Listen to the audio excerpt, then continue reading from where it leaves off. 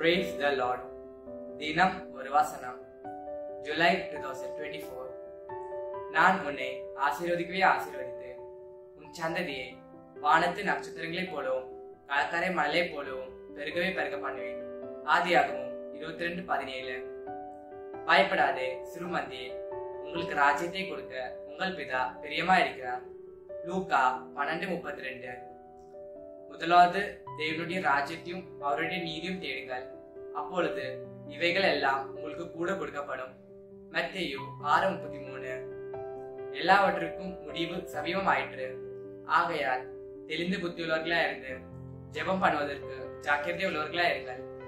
1 பேதுரு 4:7.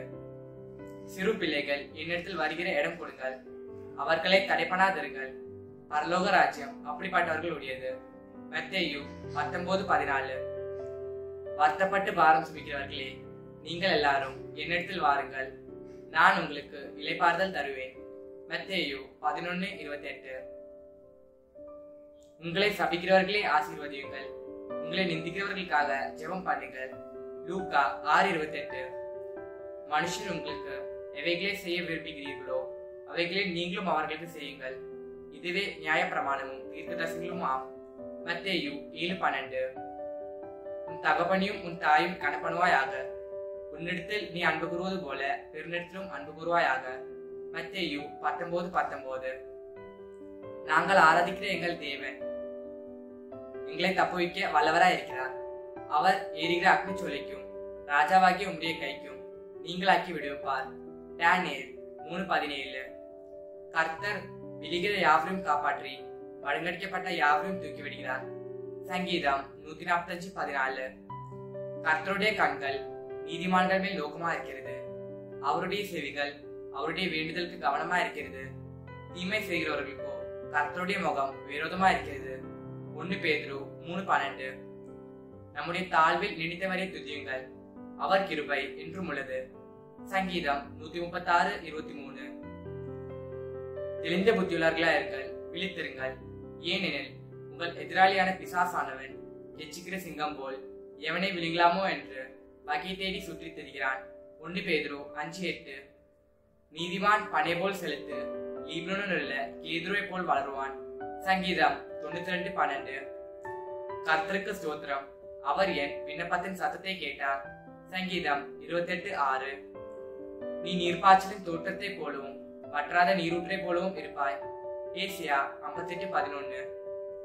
நாம் நிர்மூலமாகாதிருக்கிறது அவருடைய கிருபையே, அவருடைய இரக்கங்களுக்கு முடிவில்லை. புலம்பல் 3:22. என் சத்துருவே, எனக்கு விரோதமாய் சந்தோஷப்படாதே. நான் விழுந்தாலும் எழுந்திருப்பேன், நான் இருளில் உட்கார்ந்தாலும் கர்த்தர் எனக்கு வெளிச்சமாயிருப்பார். மீகா 7:8. கர்த்தருடைய வேதத்தில் பிரியமாயிருந்து இரவும் பகலும் அவருடைய வேதத்தில் தியானமா இருக்கிற மனுஷன் பாக்கியவான். சங்கீதம் 1:2.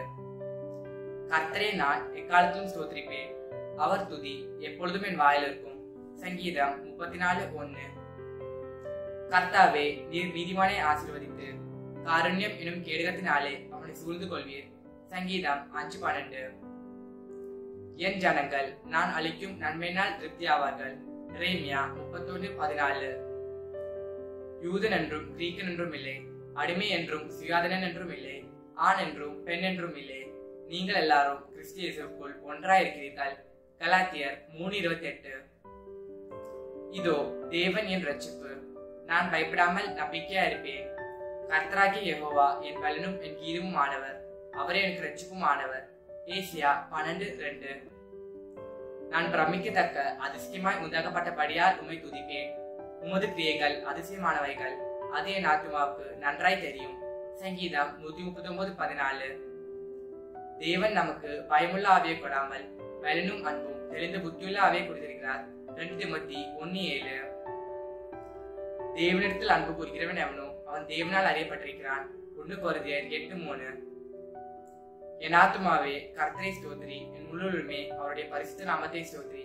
என் ஆத்துமாவே கர்த்தரை ஸ்தோத்திரி, அவர் செய்த சகல உபகாரங்களையும் மறவாதே. சங்கீதம் 103:1-2. ஆமீன்.